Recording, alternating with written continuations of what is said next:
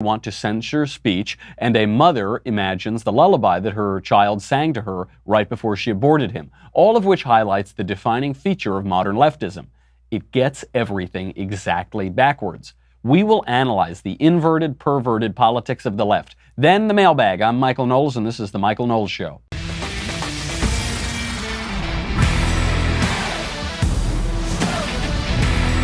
You know those days when every single news story lines up to illustrate one central fact about politics? Today is one of those days. We're talking about the central fact of the left getting everything exactly backwards. And actually, it was Dennis Prager who gave me this idea last night when we were at the PragerU Christmas party. We will get to all of that. But first, let's make a little money. It is time to make a little money. I know that because of my Movement watch. With the holiday season upon us, giving is easy with Movement's versatile line of watches, glasses, and accessories.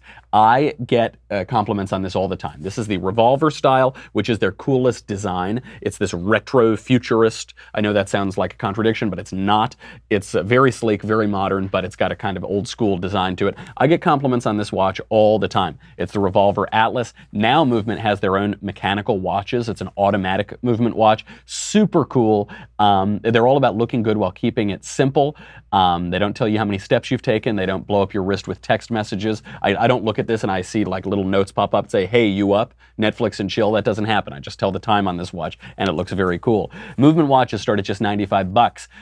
If you were to buy this in a department store, you're looking at $400, $500 for the mechanical watches, even more than that, for the same quality from traditional brands.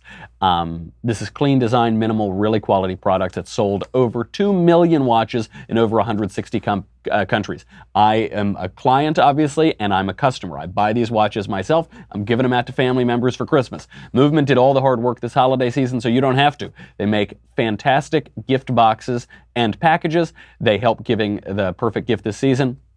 If you don't know where to start, go over to Movement.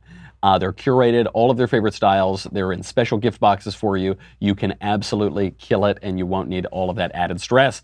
Get 15% off today with free shipping and free returns. Movement.com/Covfefe, C-O-V-F-E-F-E. That is MVMT.com/Covfefe, C-O-V-F-E-F-E. Movement, M-V-M-T, no vowels, .com/Covfefe, C-O-V-F-E-F-E, 3 vowels. Join the movement.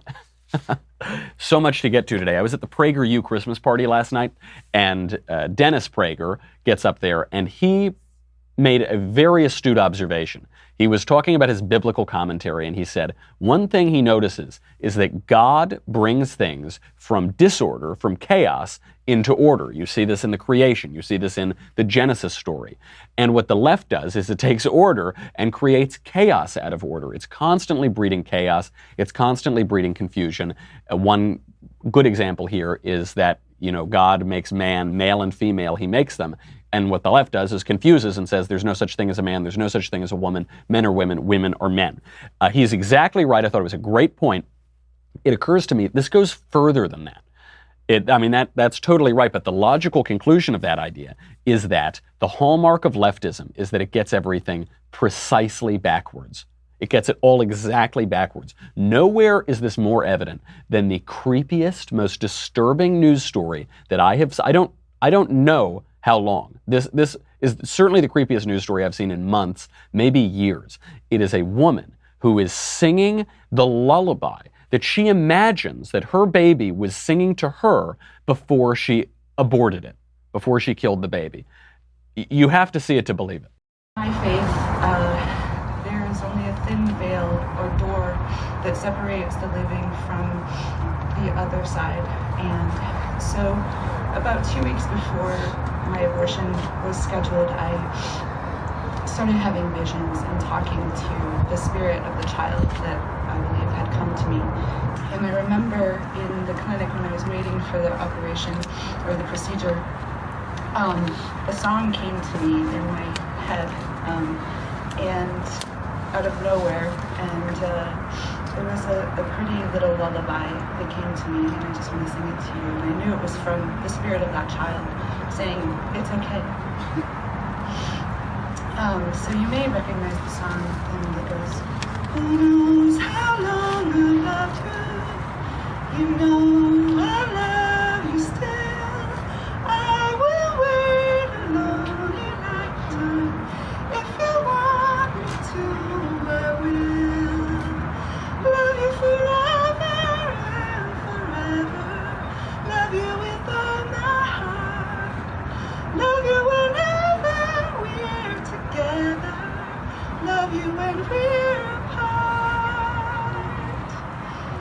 truly felt that it was a blessing from the Spirit to make the decision that I needed to make. It was a blessing from the spirit of the baby that she was about to kill to make the decision to kill the baby. Just listen to all this. We're told by the left that abortion, it's a simple surgical procedure. Oh, it's no different than getting your appendix taken out. It's all physical. It's not a religious issue. It's not a spiritual issue. This woman sure thinks it is. Listen to, I mean, the only way to describe it is as demonic. I know that these days in our very enlightened, sophisticated society, we mock all of the smartest people throughout all of human history who have believed in demons and the personification of evil, but this must be demonic. This woman says, before I got my abortion, I started having visions. And in my religious view, there's not much difference between the living and the dead. They're all sort of the same. And in these visions, the spirit of the baby was singing to me about how wonderful it was that I was going to kill it. Truly disturbing stuff, and the sort of stuff that you read about in narratives of demons, that you would read about in the personification of evil. So whenever someone tells you abortion, it's just a physical, it's just a little surgery, it's no big deal. That tells that lie. That shows that lie to be what it is. There is a physical act, but it is a metaphysical and spiritual act as well. And what's so striking about it is how it gets the natural order of the world totally reversed. Obviously, we know men are not women and women are not men. The left tells us men are women and women are men. The left tells us that good is evil and that evil is good. The left tells us that strength is weakness and weakness is strength, and manly virtue is toxic and weak and awful. It tells us that taking somebody else's money is generous and letting everybody keep their own money is greedy.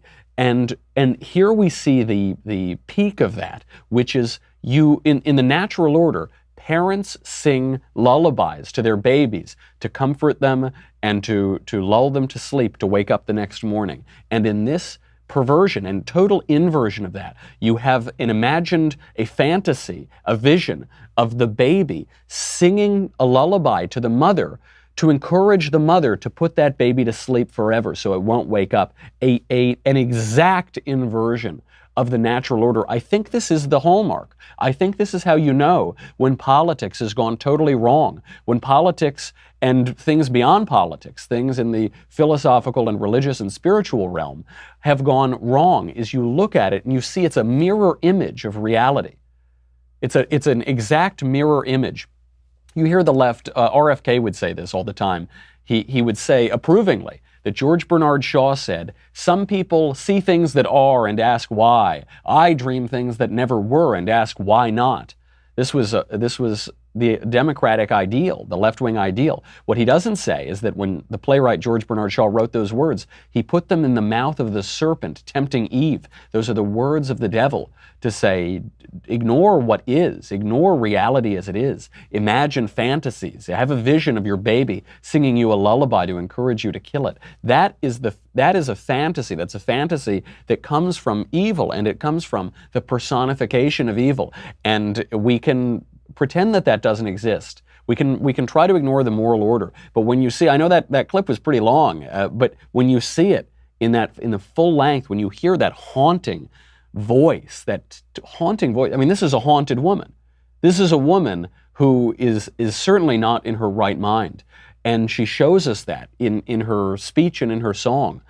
How scary that is, how much it makes us want to run away from the inversion of the natural order. It's not always that spiritually clear. There are also comedic versions. There are also light versions of the left inverting the natural order. So Sports Illustrated every year gives away its Inspiration of the Year award. And this year it's giving it to Rachel Den Hollander, she is the first woman to publicly accuse the U.S. gymnastics doctor Larry Nassar of sexually abusing her. Larry Nassar abused scores of other women. And so she's winning the award. Who is Sports Illustrated picking to give this award out to Rachel Den Hollander? I'll let you see for yourself.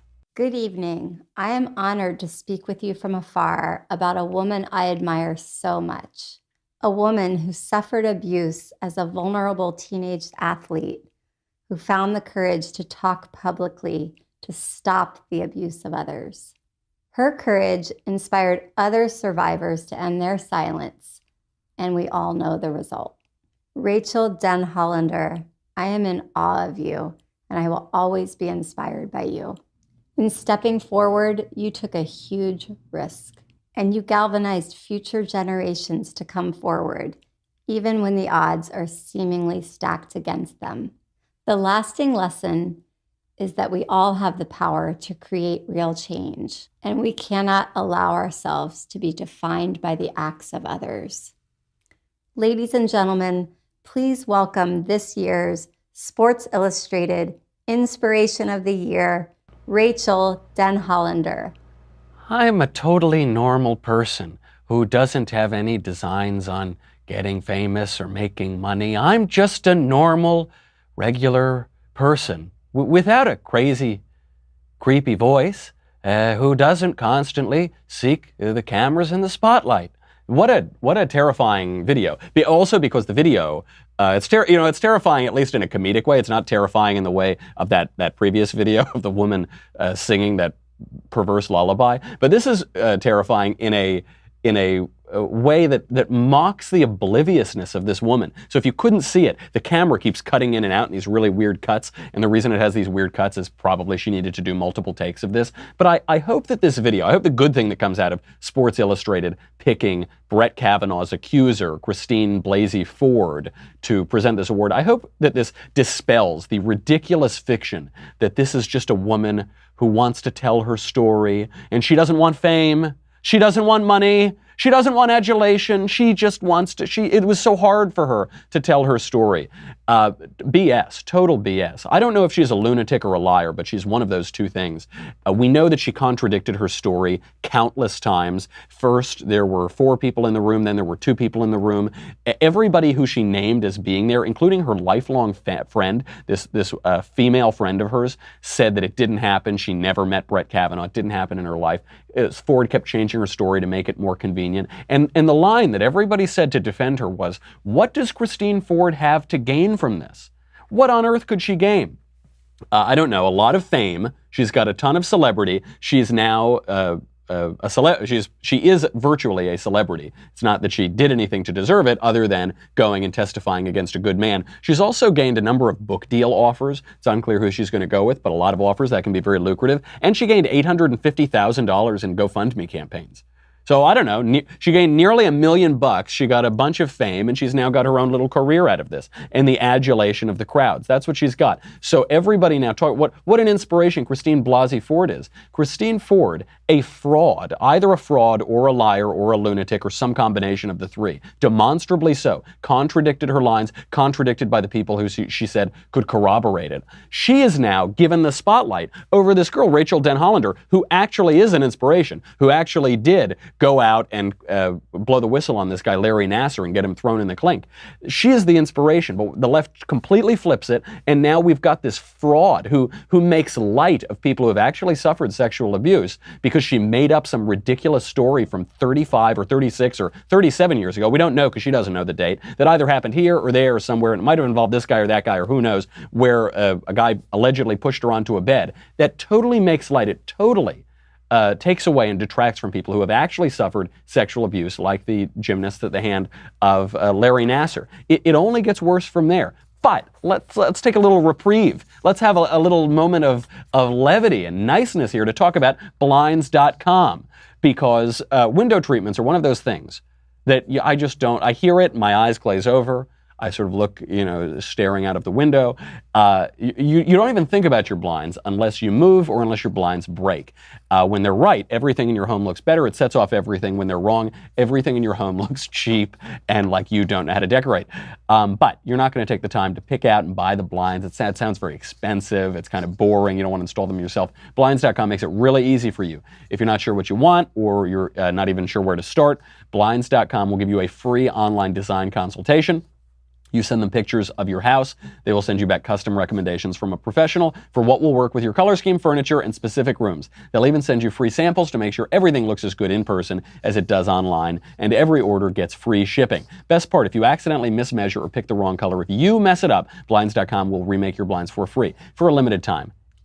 This is my Christmas present to you. You get 20% off everything at Blinds.com when you use the promo code Michael, M-I-C-H-A-E-L. A before E, except after C, well, I don't know. Michael, M-I-C-H-A-E-L. Blinds.com, promo code Michael, 20% off everything. Faux wood blinds, cellular shades, roller shades, and more. Blinds.com, promo code Michael, M-I-C-H-A-E-L. Rules and restrictions apply. So you have two spectra here. You're two ends of the same spectrum. You've got this insane case of the abortion lullaby. You've got the frivolous and ridiculous case of Christine Ford.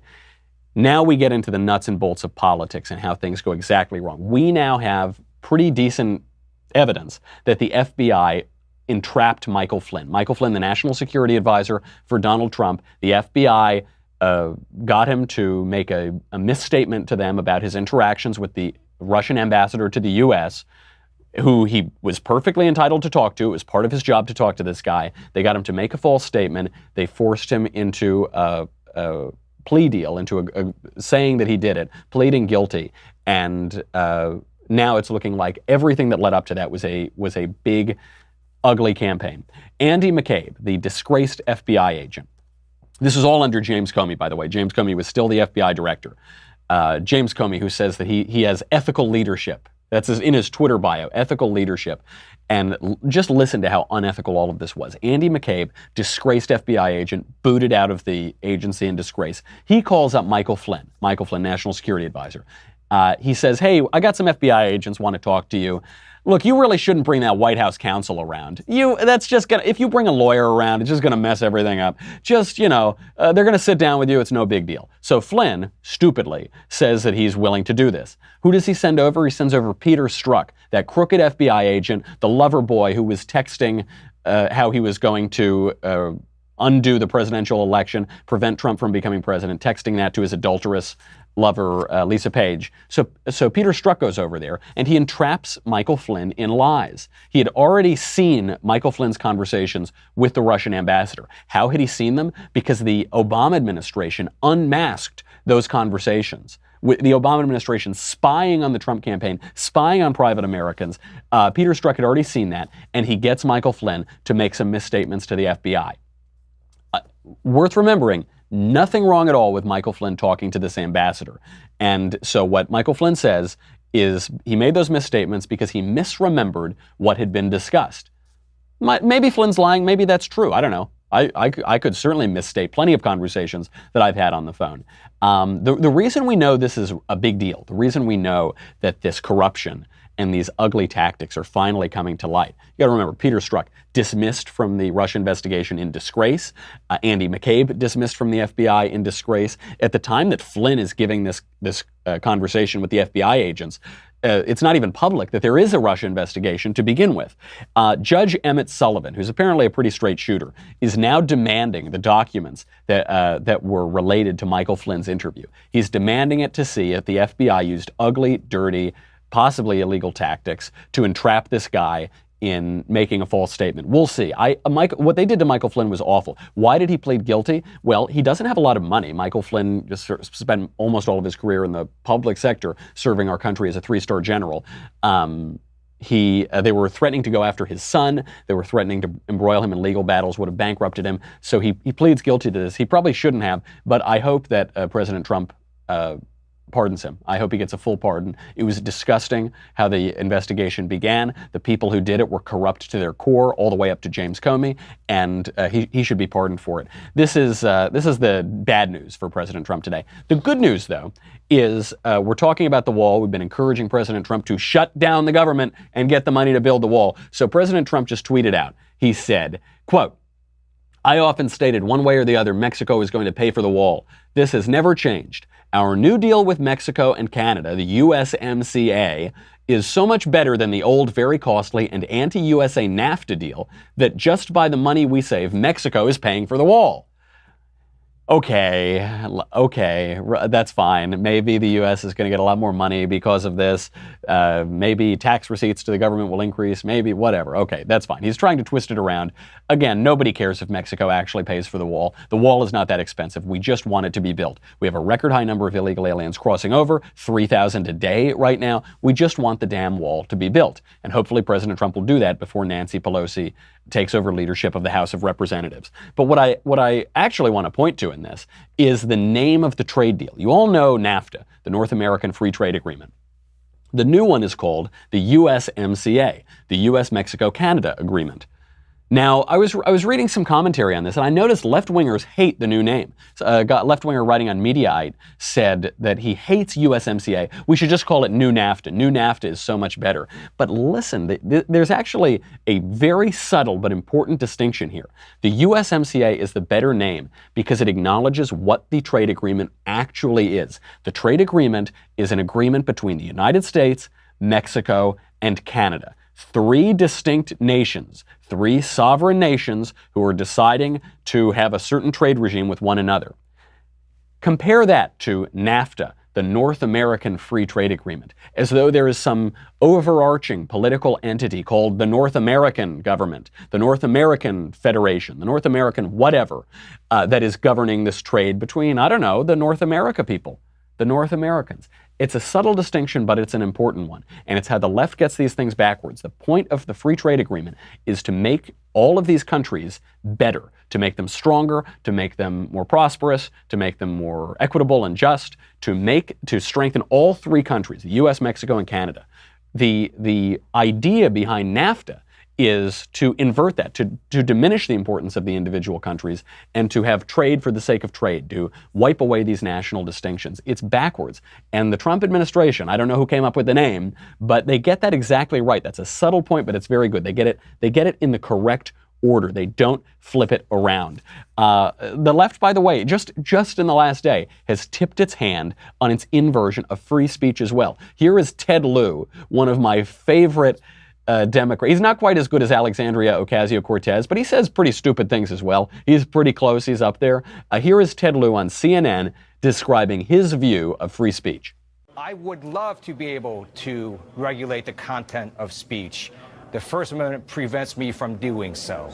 And that's simply a function of the First Amendment. But I think over the long run, it's better that government does not regulate the content of speech. I would urge these private sector companies to regulate it better themselves, but it's really nothing that I believe government can do. And so that's been my position all along.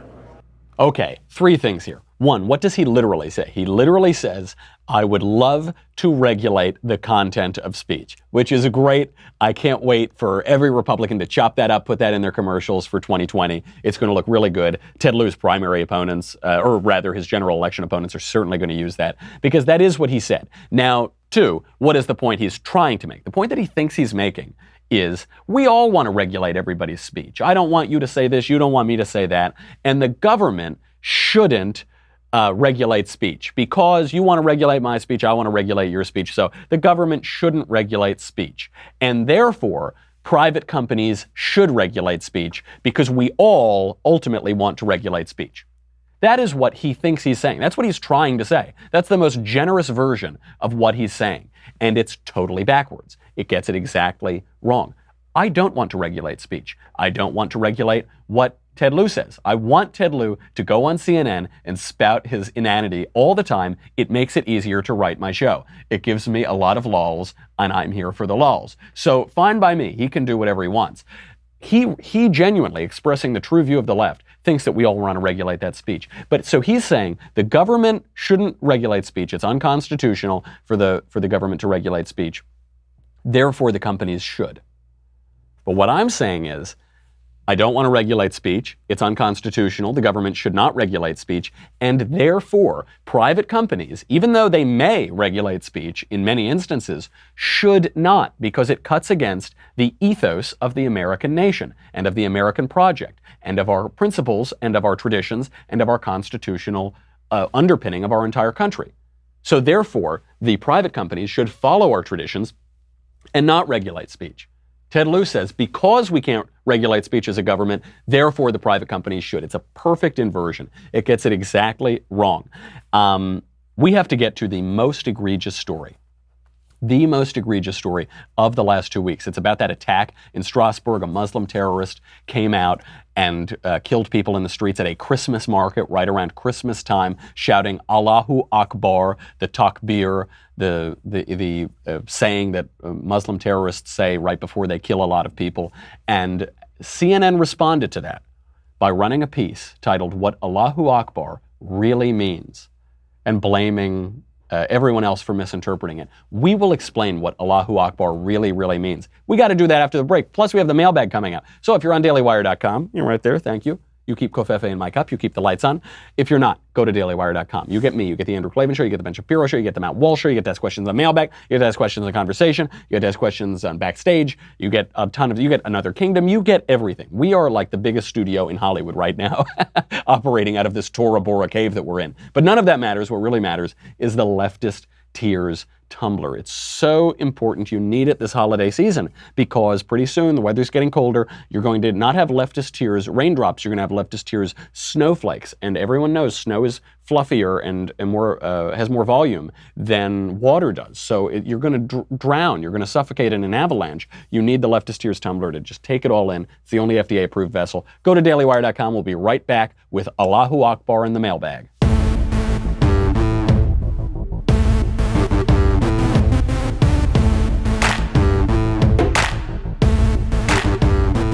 A terrorist attack in Strasbourg.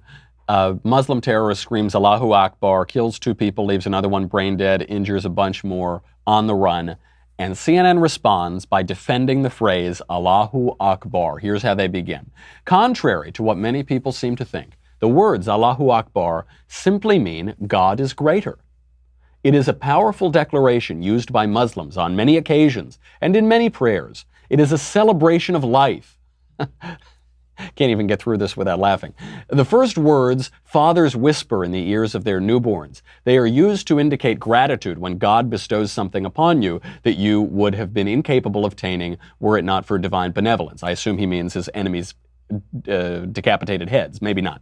He goes on. It is a prayerful phrase that reminds us that no matter what our concerns may be, God is greater than them. Okay, God is greater than them. That's actually a true statement.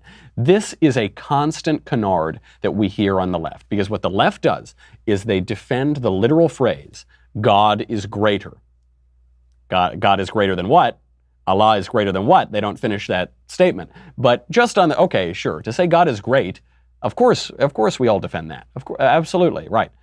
But how is the phrase used, and how tone deaf is this? A Muslim terrorist has just shrieked this phrase before killing people, as has happened now 70 times in Europe, in just the last 2 years. Countless more times around the world and in previous years. We know that in Europe right now they have 5.5 million largely unvetted Muslim migrants who have come in between 2010 and 2016. This has obviously increased this problem, this massive widespread problem of Islamic terrorism. Why are they all yelling Allahu Akbar? What this CNN article would have us believe is, the people don't use that in terrorist attacks. No, it's a celebration of life. No, it's not this. That's a fringe. It has nothing to do with that. The takbir, the Allahu Akbar, is a battle cry. That is its earliest usage. The earliest use. So we know, obviously we know the modern usages. The hijacker Mohammed Atta from the 9/11 terrorist attacks had a checklist on him. The checklist included yelling Allahu Akbar right when the attacks began. The Flight 93, you could hear them yelling Allahu Akbar as the plane went all the way down. The first time it was used by Muhammad, the founder of the Islamic religion. It was used by him during the Battle of Badr in 624. It wasn't used when he was greeting his newborn child. It wasn't used in moments celebrating life. It was used in battle, at the Battle of Badr in the early 7th century by Muhammad himself. The CNN piece goes on. Worshippers at a mosque in Quebec reportedly heard the phrase Allahu Akbar, the very phrase they recite in morning prayers, uttered by their white supremacist attacker just before he opened fire and killed 6 Muslims in January. And Muslims at a mosque in Minnesota were reciting Allahu Akbar during their morning prayers when their mosque was firebombed in August. Is Allahu Akbar sometimes used as a battle cry? Yes, though Senator John McCain has argued on Fox News that does not make the phrase itself abhorrent. While noting that moderate Muslims also say Allahu Akbar, McCain said the phrase is no more troubling than a Christian saying thank God. Except it is, because thank God is not a battle cry. It's not a battle cry. Christians don't say thank God while they commit terrorist attacks. Doesn't happen. That's not how it works. It is totally different. Is Allahu Akbar sometimes used as a battle cry? Yes, from the very earliest usage that we know of it. Now, have white supremacists attacked Muslims? Yes. Is that bad? Yes. Should they not do it? Of course they shouldn't. Of course not. Notice they can't even say Christians, because these guys who attacked those mosques were not Christians. And they were using Allahu Akbar as a battle cry then, which is, they were using the battle cry, ironically, when they were attacking these people. Of course those people should be condemned. But how obtuse for CNN, just as a Muslim terrorist in Strasbourg kills people on the run, to mention the vanishingly few number of white supremacist attacks on mosques and on Muslims. You say, well, what about that? That is the definition of whataboutism. What about the 70 Muslim terrorist attacks in the last 2 years in Europe? What about the thousands of terrorist attacks around the world in just the last 25 years, 28 years since 9/11? What about those? How obtuse to point that out. What the left wants to do, though, this is the perfect example of them inverting reality, is they want to make Islam into Christianity. They want to turn Christianity into Islam, but there is a fundamental difference. They want to say, you hear this all the time from generally left-wing politicians, they say Islam is the religion of peace. Islam is, well, no. Christianity is a religion of peace. That's true. Islam is not one. In Christianity, you have Christ say, turn the other cheek, pray for those who persecute you. In Islam, you say, find your enemies where they pray and hack at their necks, and be not friends with the Jews or the Christians, for they are each other's friends. Don't take my word for it. Barack Obama thought it was up to him to describe what the Islamic religion really said. Contrary to Abu Bakr al-Baghdadi, the head of ISIS, who holds a PhD in Islamic theology from Baghdad. We don't get to forcibly change a religion. We don't get to make Islam into Christianity or Christianity into Islam, as this CNN article wants to do. There is a fundamental difference between those two religions, which is the question of voluntarism. Voluntarism is the philosophical notion that the will is primary, that my will and my willing things to happen is primary. So in Christianity, our God is a God of will and intellect. Our God is the Word, is the Logos, is the divine logic of the universe. The God of Islam, Allah, is a God of pure will. Don't take my word for it. Take it from some of the greatest Islamic theologians. The medieval Islamic theologian Ibn Hazm says, God is not bound even by God's own word. Nothing would oblige God to reveal the truth to us, and if it were God's will, God could even will us to practice idolatry, because he is pure will. He is not answerable or bound by logic. Pope Benedict XVI laid this out marvelously in one of the great orations of our modern era, the Regensburg Address. Voluntarism is the issue here.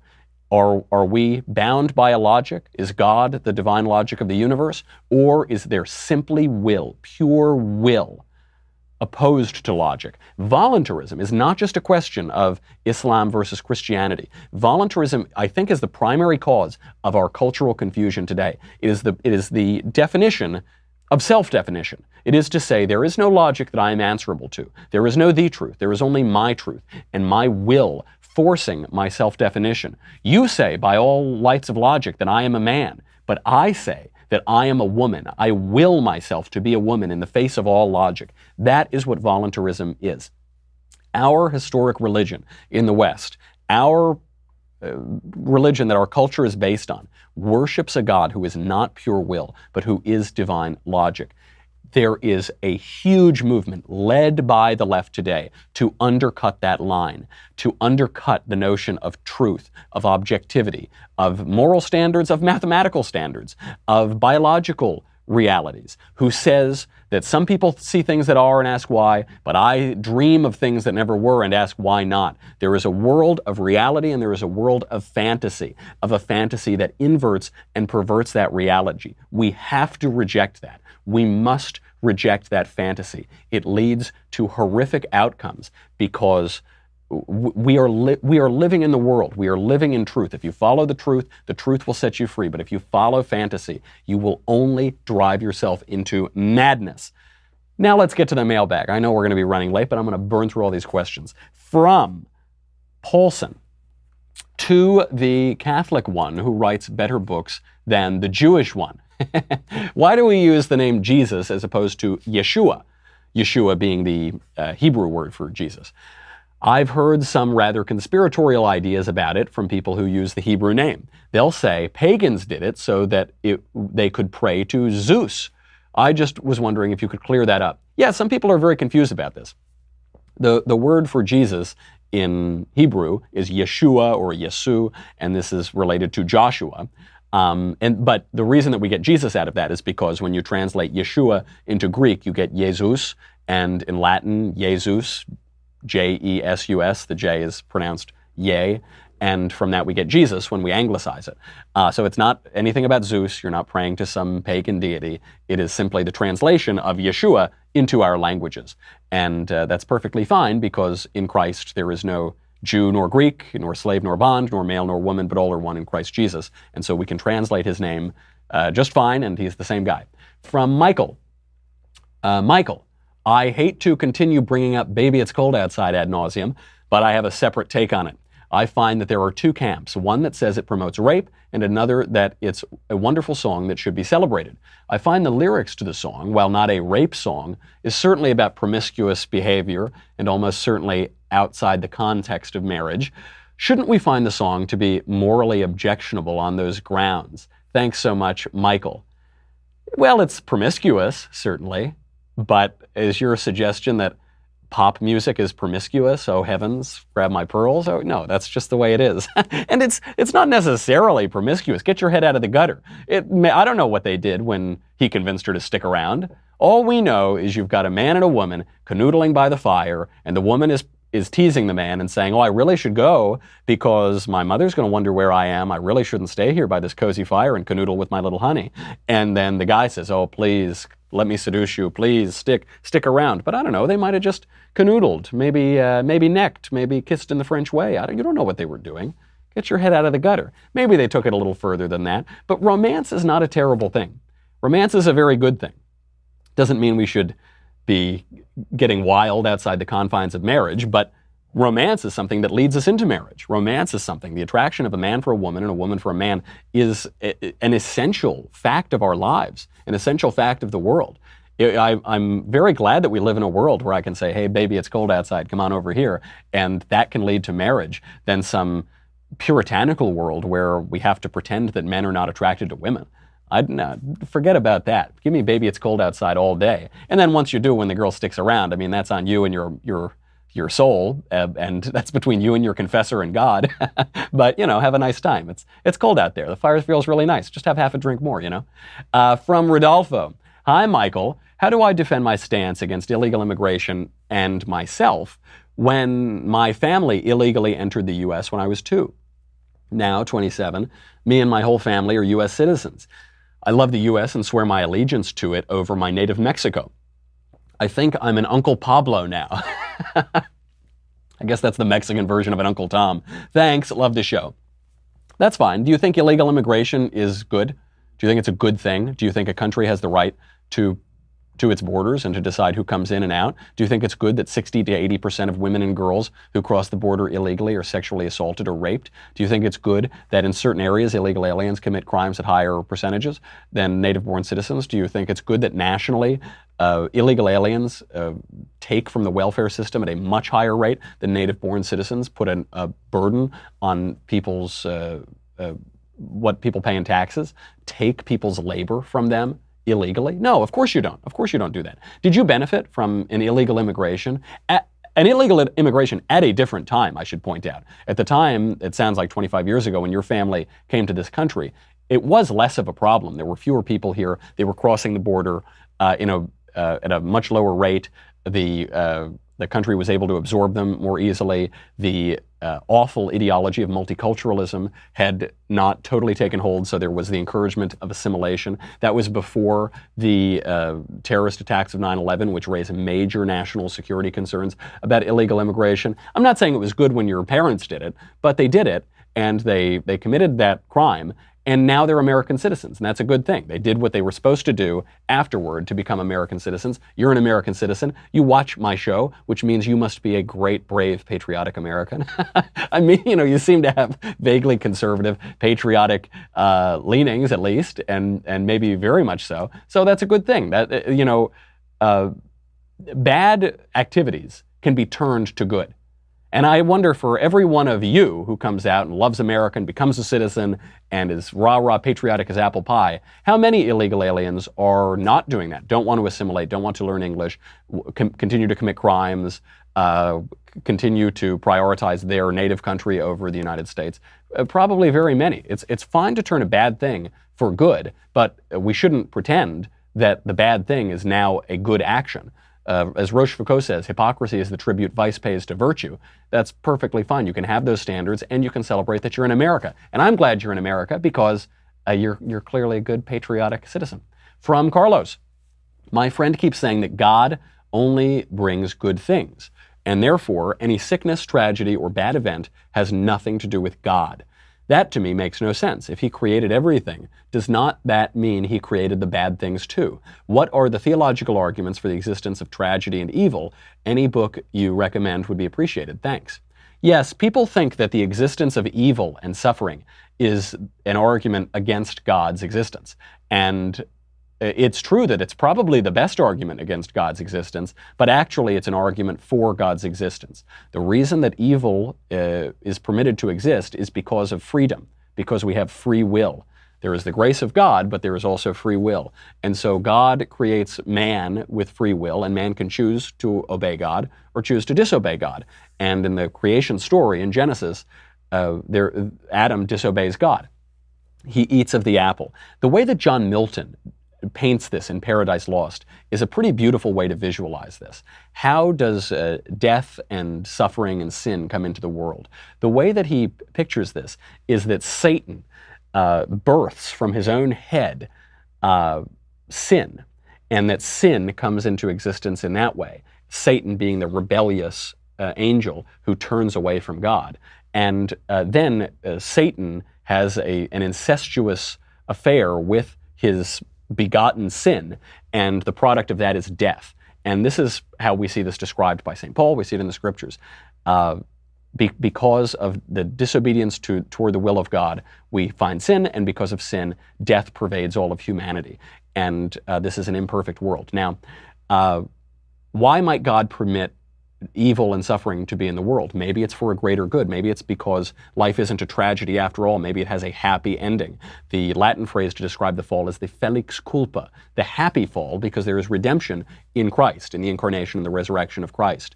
When Pope, I think it was Pope Benedict XV died, he quoted Pagliacci, the opera Pagliacci at the end. He says, La commedia è finita. The comedy is finished. This life has a happy ending. Dante writes the Divine Comedy, that it has a happy ending. That maybe the world in which there is total perfection but no free will is a worse world than the one in which there is freedom and therefore sin and therefore suffering and therefore death. But maybe that world ultimately is the greatest possible world after all. This is not an argument against God's omniscience. It's not an argument against God's omnipotence. It's not an argument against God's omnibenevolence, that God is all good.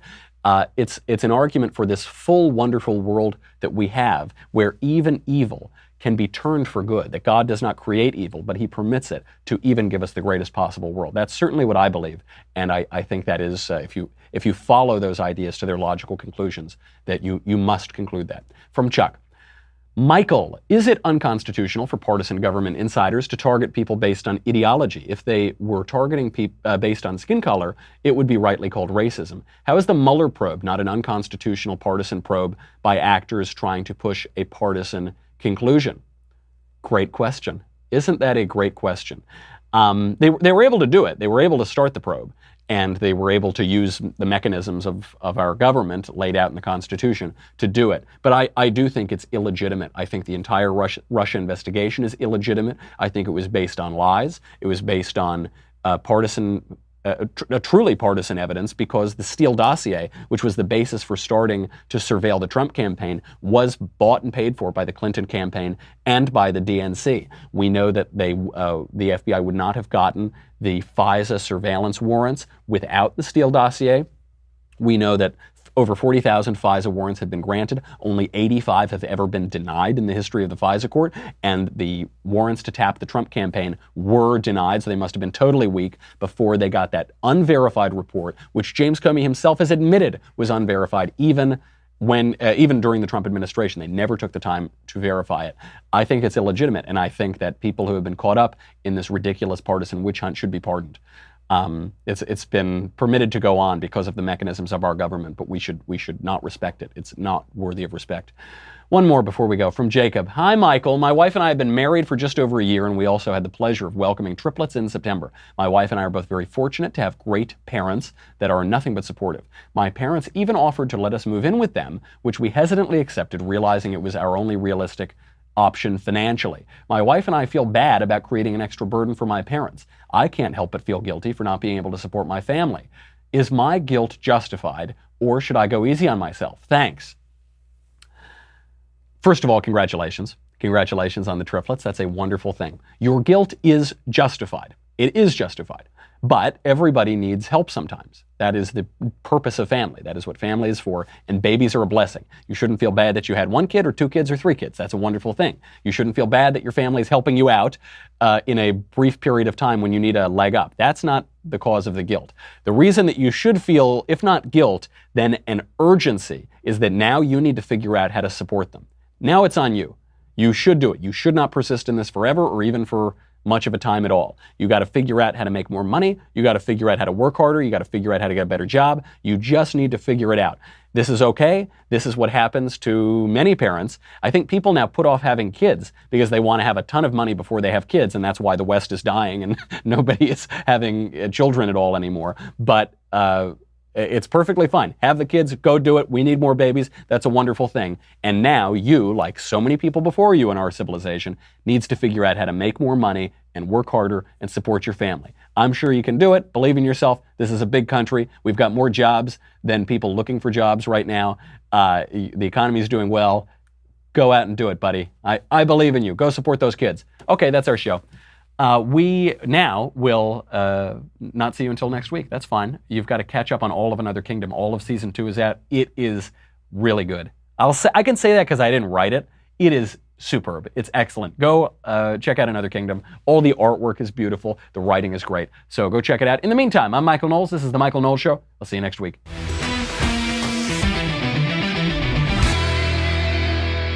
The Michael Knowles Show is produced by Senia Villarreal. Executive producer, Jeremy Boring. Senior producer, Jonathan Hay. Our supervising producer, Mathis Glover. And our technical producer is Austin Stevens. Edited by Jim Nickel. Audio is mixed by Mike Coromina. Hair and makeup is by Jesua Olvera.